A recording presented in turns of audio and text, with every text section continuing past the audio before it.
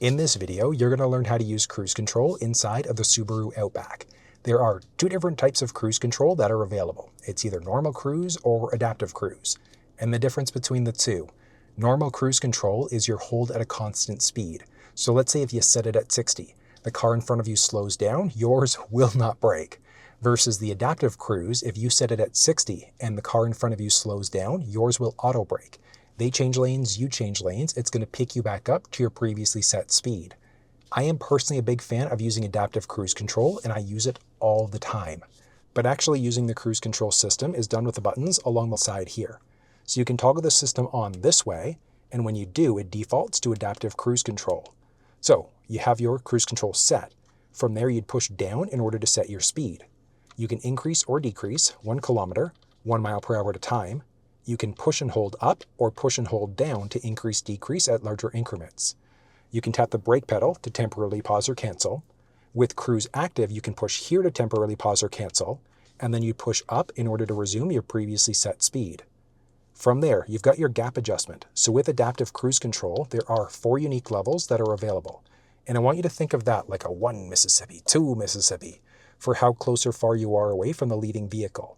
I'm personally okay on level 1 most of the time, but you might want to be on 2, 3, or 4, just depending on your own reaction speed and your own comfort level.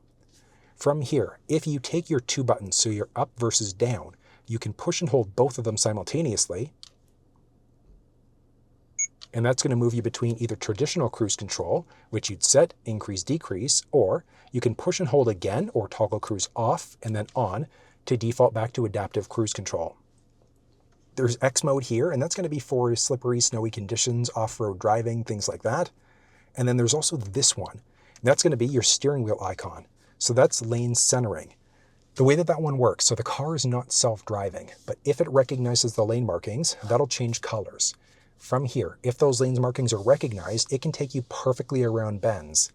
If your hands are off the steering wheel, 5 seconds, you're going to get a message inside of the cluster screen letting you know that you've got to put your hands back on the steering wheel. So there's that lane centering system. Inside of the infotainment system here, if you go to your settings icon, eyesight, lane departure, you've also got your lane departure prevention. So that's a basic lane keeping system, which will nudge you back into your lane.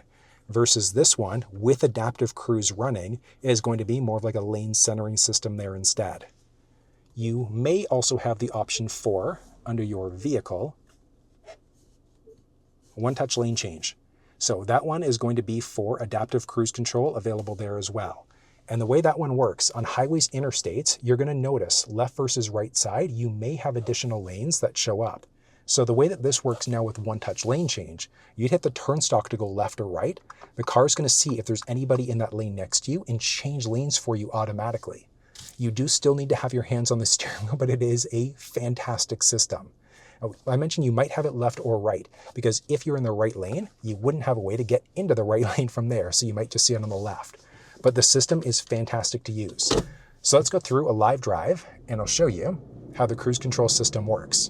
And like I said, I use the adaptive cruise control all the time. Highways, interstates, residential streets. I find it's just a good layer of added safety. I was like, just in case somebody does something stupid. You never know, somebody pulls it in front of you, etc.